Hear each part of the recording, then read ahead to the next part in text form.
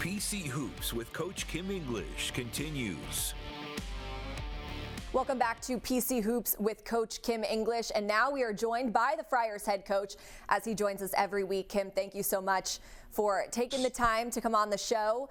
Biggest thing I want to talk to you about, or where I want to start, is from a conversation we had last week. You said that you wanted to see how your team would respond after the loss to Butler, an emotional one, similarly to how they responded after Connecticut, but obviously wanting a different result there. What did you see from your guys that came out on Tuesday night and beat St. John's? Yeah, I thought we had a couple of really good days of practice. Obviously the film with the Butler game was disappointing, but thought we got better from it. Thought we did some really good things against St. John's to find a way to get the win. Then we had to do it again, for DePaul. And those games are hard to get up for, as disappointing as it is, as much as you try to, warn against it. Human nature sets in a little bit. I think our group's ready for this home stretch to finish off these last 5 games before we head to New York.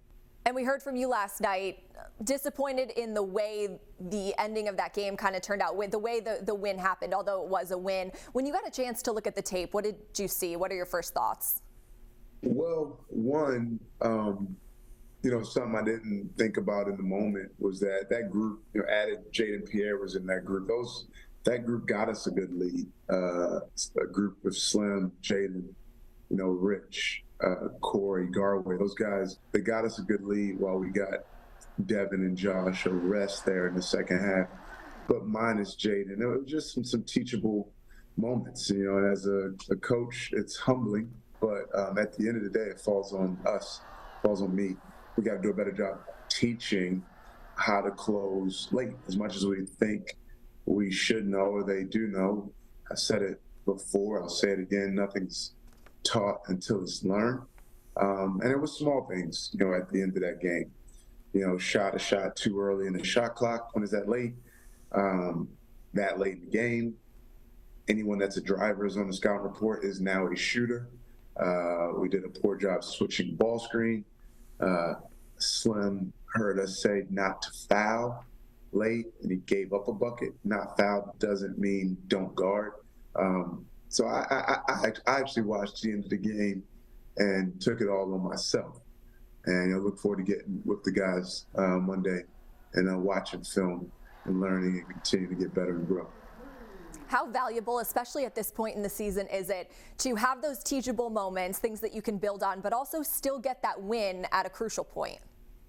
Yeah, the win's always the mission. And, no matter what the circumstances are without Bryce, without Josh at Butler, there is still always a path to victory for our group. We have enough.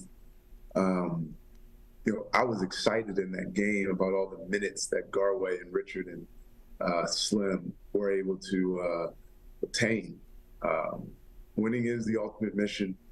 And as much as a lot of the crap around college basketball and the tournament selections, winning is still the most important thing. Our game is still a zero-sum game.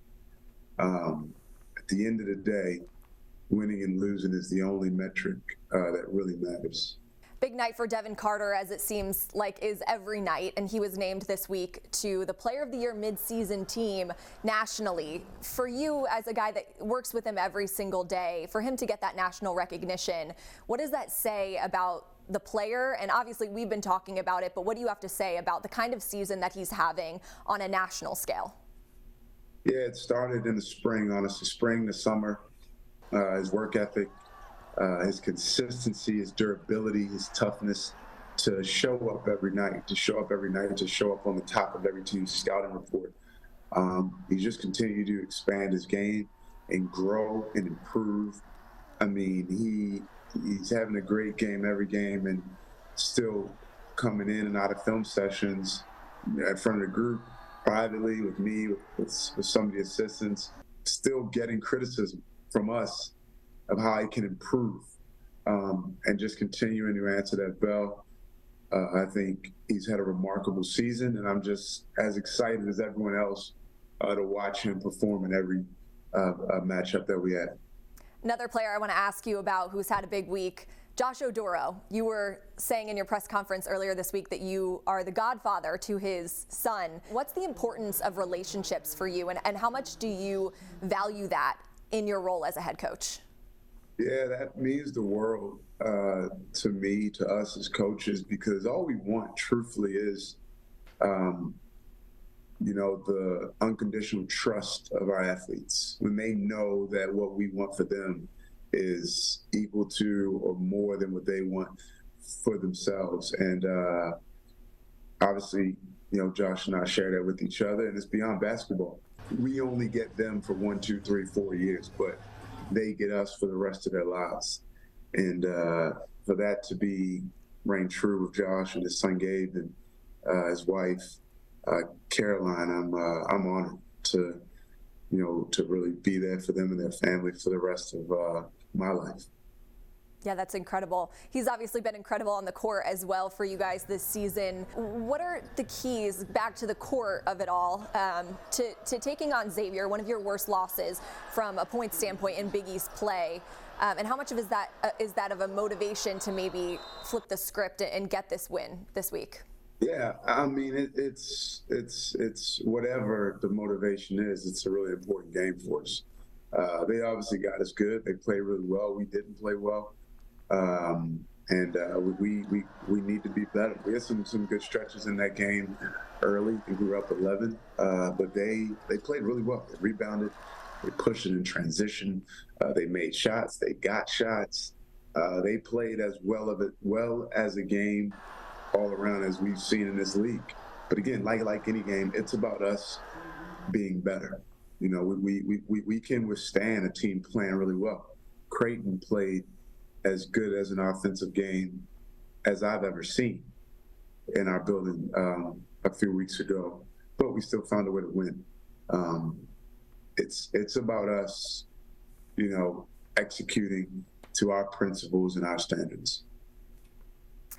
All right, well, good luck this week, Coach. Thank you so much for joining us again. And more of PC Hoops with Coach Kim English continues after this.